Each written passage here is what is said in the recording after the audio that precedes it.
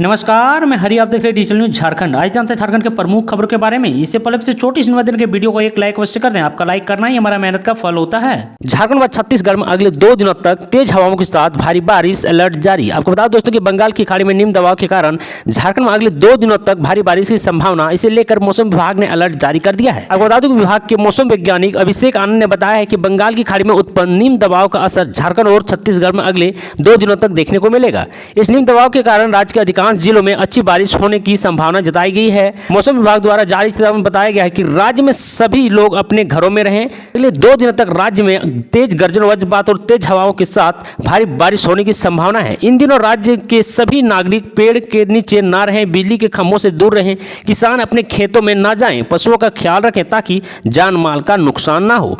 आपको बता दूं कि 21 से 24 सितंबर तक भारी बारिश होने की संभावना जताई गई है। इनका असर धनबाद, दुमका, गिरिडीह, जामताड़ा, पलामू, सरायकेला, खरसावां, पश्चिमी सिंहभूम, पूर्वी सिंहभूम जिले के कुछ भागों में देखने को मिलेगा।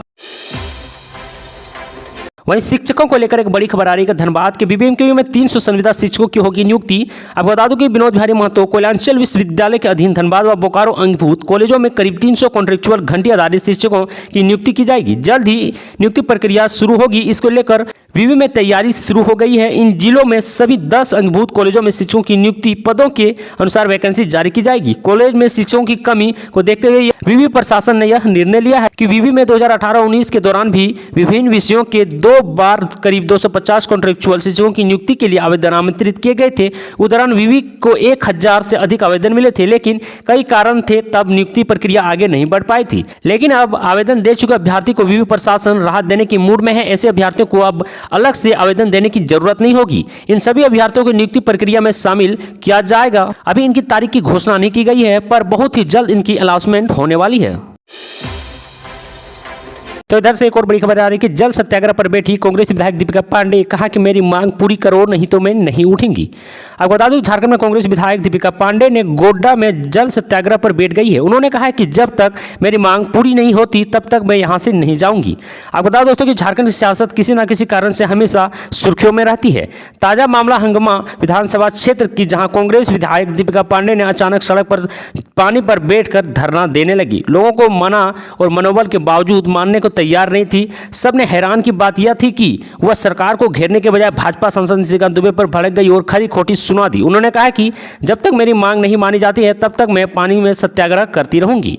आपको बता दें कि कांग्रेस विधायक दीपिका पांडे ने कहा है कि सड़क निर्माण मरम्मत का केंद्र सरकार के अधीन, लेकिन राज्य मार्ग 133 की मरम्मत कर टाला जा रहा है। इस महीने में इस सड़क का कॉन्ट्रैक्ट दिया गया था, लेकिन अब तक इस पर काम शुरू नहीं हुआ है। काम शुरू क्यों नहीं हुआ है? जब तक इस पर काम शुरू नहीं होगा तब तक मैं यहां से नहीं उठूंगी। तो वहीं झारखंड सरकार ने दिया मौका, कर्मचारी चुने पेंशन स्कीम। आपको बता दूं कि झारखंड सरकार ने राज्य के कर्मचारियों के लिए पुरानी पेंशन योजना का ऐलान कर दिया है, लेकिन राज्य के कर्मचारियों को यह मौका मिलेगा कि वो अपने स्तर पर नई और पुरानी पेंशन योजना में से किसी एक को चुन सकेंगे। झारखंड सरकार कर्मचारियों को यह विकल्प दे रही है कि अगर वो चाहे तो नई पेंशन योजना को भी चुन सकते हैं। कर्मचारी को 15 नवंबर 2022 तक विकल्प का चयन करने का समय दिया गया है। इस संबंध में कर्मचारी को शपथ पत्र दायर कर जानकारी देनी होगी कि वह किस योजना का चुनाव कर रहे हैं। सरकार की ओर से बुधवार 21 सितंबर 2022 को इस संबंध में अधिसूचना जारी कर दी गई है। आपको बता दूं कि वित्त विभाग की तरफ से जारी की गई अधिसूचना में कहा गया है कि 1 दिसंबर 2004 से 31 अगस्त 2022 तक नई अंदाज से पेंशन योजना में नियुक्ति कर्मचारी एक शपथ पत्र देकर पुरानी पेंशन योजना ओपीएस का विकल्प चुन सकते हैं। अगर कोई नई पेंशन योजना भी चुनना चाहता है तो भी शपथ पत्र देकर इसकी जानकारी देनी होगी। शपथ पत्र का प्रारूप क्या होगा, इसे लेकर भी जानकारी दी गई है। नई अंदाज से पेंशन योजना के तहत नियुक्ति कर्मी अगर पुरानी पेंशन योजना का विकल्प चुनते हैं या नई अंदाज से पेंशन योजना में बने रहना चाहते हैं तो उनके लिए अनुलग्न 3 जारी किया गया है, जिसमें इसकी पूरी प्रक्रिया बताई गई है। तो बाबूलाल मरांडी से एक बड़ी खबर आ रही है कि बाबूलाल मरांडी बोले लोगों के बीच चर्चा में बने रहे, इसलिए हेमंत सोरेन लेकर आए 1932 खतियान नीति। आपको बता दोस्तों कि बस लोगों के बीच चर्चा होती रही और खुद भी प्रदेश की राजनीति में चर्चा में बने रहे। इसी को ध्यान में रख सीएम हेमंत सोरेन की ओर से 1932 खतियान की नीति को लाया गया है, लेकिन यह प्रदेश के जनता के हित और हकीकत से कोसों दूर है।